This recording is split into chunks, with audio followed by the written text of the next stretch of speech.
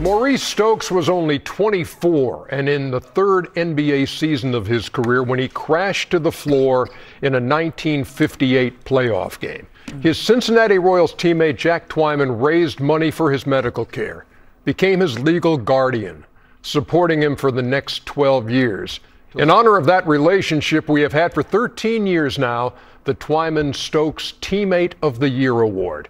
And that story, and we talk about it all the time at the beginning, what the award's for. Yeah. Man, that's inspirational. Amazing story, man. That make me proud to be in sports. I used to watch games that Jack Twyman was the analyst on, and I never knew that story. And then as you dive into that a little more and you see, this is what this guy was all about. Yeah, man. And, Today, I'm bringing you a story about a player that very few basketball fans know about. And in the time he played the game, he was one of the greatest basketball players to ever live. His life would become one of the most tragic tales of basketball history, but also one of the most heartwarming stories about life and friendship that you'll ever hear. Let's get into it. Maurice Stokes was born near Pittsburgh, Pennsylvania in 1933. He was a loved and highly respected individual amongst his friends and peers, and that theme would continue into his NBA career. Maurice had remarkable God-given athleticism at a very young age. He played college ball at St. Francis University and quickly became one of the most highly coveted prospects in the NBA draft. In 1955, at the age of 22, he was taken with the second overall pick by the Rochester Royals. He was a 6'7", 232-pound power forward who was freakishly quick, athletic, strong, and was remarkably skilled with a basketball, and he was able to put all of those abilities on display as soon as he hit the floor.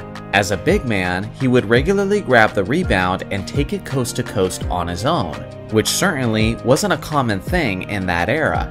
When we envision a modern athlete going in a time machine and playing against the less athletic competition of the 50s, that's what Maurice Stokes looked like out there on the court. The competition simply couldn't handle him as he took full advantage of the disparity in the athleticism. Maurice was also a very intelligent basketball player who had incredible court vision. Due to this, he was a remarkable distributor, especially for a big in the 1950s, which was basically unheard of during that era. Honestly, the best comparison I can make to his build and skill set is that Maurice Stokes was the LeBron James of the 1950s. The rookie was taking the league by storm. In his very first NBA game, he dominated the New York Knicks in all aspects, as he dropped 32 points, snagged 20 rebounds, and dished out 8 assists, on a deadly 61% shooting. In each of his first 4 games in the NBA, he secured 20 rebounds. His abilities as a scorer, rebounder, and facilitator made him one of the greatest triple-double threats in league history. At one point, he recorded a triple-double in 4 consecutive games, which is a feat that only 7 other players have accomplished in NBA history. Just 1 month after his incredible debut game, he had another impressive showing against the title-contending Boston Celtics, where he dropped 31 points, 27 rebounds, and 6 assists, leading his Royals to a 1-point victory. Just a month after that, he lit up the defending champion Syracuse Nationals, producing one of the greatest performances by a rookie that sports has ever seen.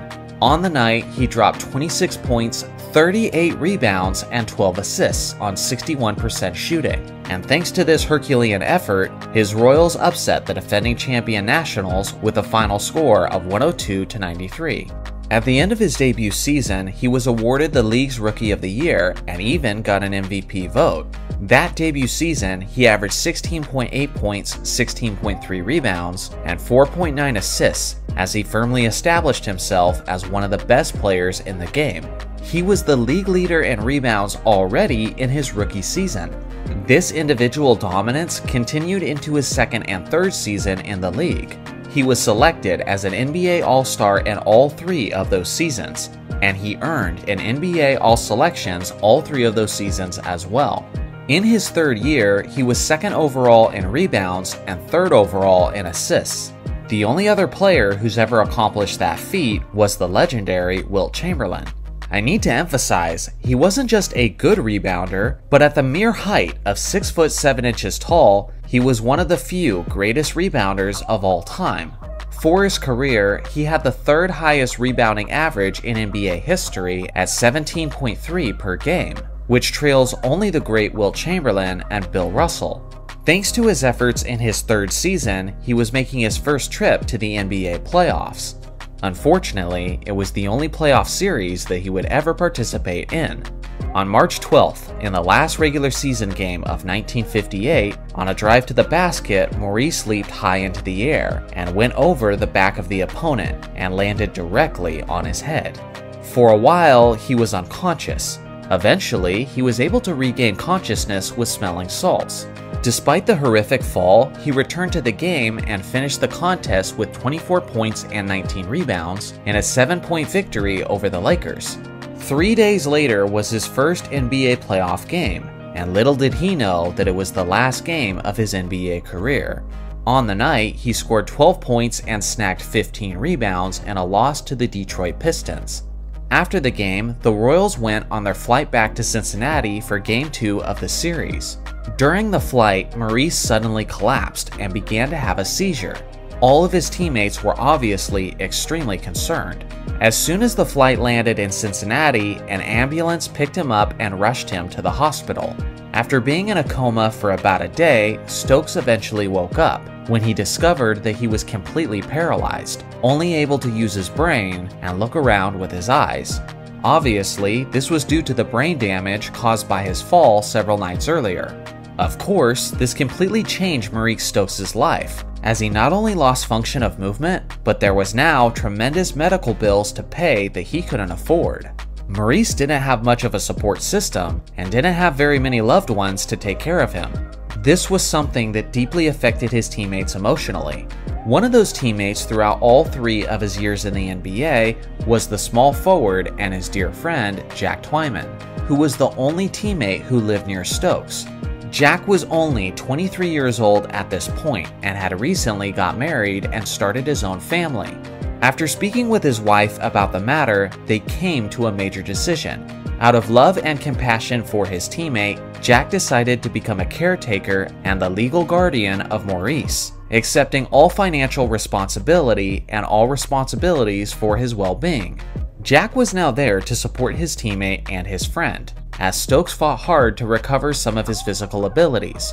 Maurice took that same positive energy and determination that he had on the court and channeled that into his recovery process. Through all of this, their bond and their friendship grew tremendously as the two leaned upon each other for support. Slowly, Maurice started to regain tiny bits of functionality in his body. In June of 1969, over a decade after Maurice's paralyzing fall, Jack Twyman was contacted by St. Francis College, which was Maurice's college university. They told Jack that they had built a new beautiful gymnasium and wanted to honor their former star player by naming the gym the Maurice Stokes Fieldhouse. As a surprise for Maurice's birthday, Jack and his family held an event where the president and athletic director of the college announced the name of the gym to Maurice, who was unaware of the decision up until that point. When he was made aware of this, a grateful Stokes wept tremendously. Back then, NBA players didn't make nearly the kind of money that they do today, so even a star player like Jack Twyman needed financial aid to support Maurice. A man by the name of Milton Kutcher was a business owner of a country club in upstate New York and was a massive basketball fan. Milton was aware of the situation between Maurice Stokes and Jack Twyman. Milton Kutcher reached out to Jack Twyman and suggested that the country club hosted a basketball game to raise funds for Maurice's medical bills. Milton said that he would cover all of the expenses for the event. All Jack had to do was recruit the players.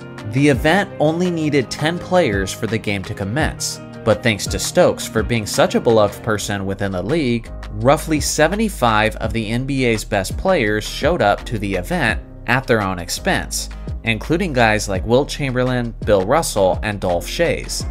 For years, this event continued on annually, with many greats consistently making appearances, like Wilt, Oscar Robertson, Kareem Abdul-Jabbar, Willis Reed, and Pete Maravich, just to name a few. After some time, once some of his physical abilities just slightly returned to him, Maurice was even able to attend his own event and experience once again the love that the league had for him. Eventually, on April 6, 1970, Maurice Stokes passed away from a heart attack at the young age of 36. After his passing, the event continued on in the form of a basketball charity game for many years afterwards, carrying on his legacy and touching the lives of many after him. As you can see throughout this story, not only was Stokes a powerful force within the league with his basketball skills, but he was also a powerful force in the hearts of many, as his story is one of perseverance and friendship. In terms of basketball, Jack Twyman is on record saying that if the accident never happened, considering how the Royals acquired Oscar Robertson shortly afterwards, he believes the Royals would have been the dynasty of the 60s rather than the Celtics. That we can never know for sure, but what we do know is that the short time that Stokes was out there on the court, he was one of the best players to ever lace him up.